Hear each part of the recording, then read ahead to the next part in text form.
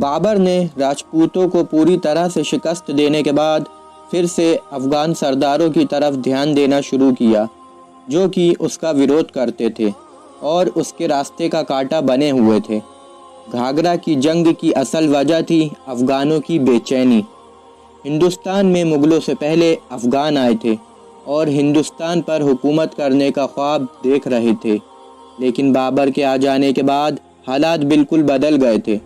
پانی پت کی جنگ میں بابر نے ابراہیم لودھی کو ہرا کر افغانوں کی حکومت ختم کر دی تھی، لیکن ابراہیم لودھی کا بھائی محمود لودھی بابر سے ہر حال میں بدلہ لینا چاہتا تھا اور واپس دلی پر افغانوں کی حکومت قائم کرنا چاہتا تھا، جس میں بنگال کا سلطان نصرت شاہ افغانوں کی مدد کر رہا تھا۔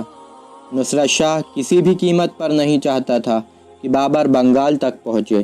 اس کے اندر اتنی ہمت نہیں تھی کہ وہ بابر کا مقابلہ کر سکے، اس لیے وہ افغانوں کی مدد کر رہا تھا۔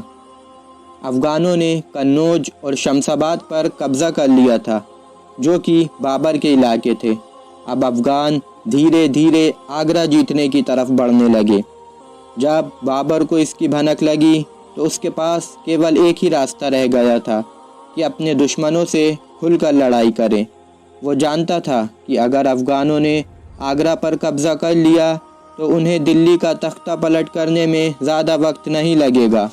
بابر کو پتہ چل گیا تھا کہ بنگال کا سلطان نصرت شاہ محمود لودھی کی مدد کر رہا ہے، اس لیے اس نے بنگال میں یہ پیغام بھجوایا کہ کوئی بھی افغانیوں کی مدد نہ کرے، نہیں تو اس کا انجام اچھا نہیں ہوگا۔ بابر کے اس پیغام کو بنگال کے سلطان نے سرے سے نکار دیا اور اس کے بعد محمود لودھی کے ساتھ ساتھ بنگال کا سلطان نصرت شاہ بھی بابر کا دشمن ہو گیا۔ آخرکار وہ دن آ ہی گیا، 6 مئی 1529، جب بابر نے افغانوں کو کچلنے کا من بنا لیا۔ دونوں فوجیں بہار میں بہنے والی گھاگرا ندی کے پاس ایک دوسرے کے آمنے سامنے تھیں۔ یہ ہندوستان اتہاس کا پہلا ایسا یدھ تھا جو پانی اور زمین دونوں پر لڑا گیا۔ گھاگرا ندی کے تٹ پر دونوں سیناؤں کے بیچ گھمسان جنگ ہوئی، جہاں افغانیوں کے اندر بدلہ لینے کی آگ بھڑک رہی تھی، لیکن ان کی سینا کمزور تھی جس کی کمان محمود لودھی کے ہاتھ میں تھی۔ جنگ میں بابر نے افغانوں کے حال بحال کر دیے تھے۔ بابر سے جان بچانے کے لیے افغانیوں نے گھاگرا ندی میں چھلانگ مارنا بہتر سمجھا۔ بابر کی سینا نے یہاں بھی ان کا پیچھا نہیں چھوڑا اور سینکوں نے ناؤ میں جنگ لڑی۔ دیکھتے ہی دیکھتے گھاگرا کی زمین اور ندی دونوں خون سے لال ہو گئی۔ جنگ میں اپنی ہار ہوتی دیکھ کر محمود لودھی جان بچا کر بنگال بھاگ گیا اور بنگال کے سلطان نصرت شاہ کے یہاں شرن پناہ لے لی۔ محمود لودھی کو امید تھی کہ بابر بنگال تک اس کا پیچھا نہیں کرے گا۔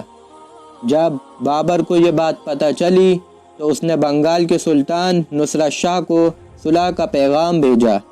بنگال کے سلطان نصرت شاہ کو یہ پتہ تھا کہ وہ جنگ میں بابر کا مقابلہ نہیں کر پائے گا، اس لیے نصرت شاہ نے بابر سے صلح کر لی، جس میں دونوں کے بیچ کچھ سمجھوتے ہوئے۔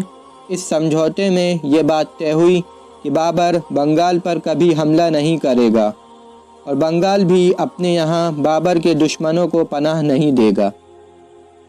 بابر بھی جنگوں سے تھک گیا تھا اور آگے جنگ نہیں کرنا چاہتا تھا۔ اس کے بعد بابر نے محمود لودھی سے بنگال سے باہر نہ نکلنے کا وعدہ لیا اور اسے بنگال میں ہی جاگیر دے دی۔ اس کے بعد بابر واپس بہار لوٹ آیا اور وہاں کے سلطان جلال الدین سے کچھ ضلعوں کا بٹوارا کیا اور اس کے بدلے میں افغانیوں نے بابر کی حکومت تسلیم کر لی۔ گھاگرا کی جنگ جیتنے کے بعد بابر کی حکومت سندھو سے بہار اور ہمالیہ سے گوالیار اور چندیری تک پھیل چکی تھی۔ گھاگرا کی جنگ بابر کی زندگی کی آخری جنگ تھی۔ ہمیشہ کی طرح اس جنگ میں بھی بابر فتح یاب رہا۔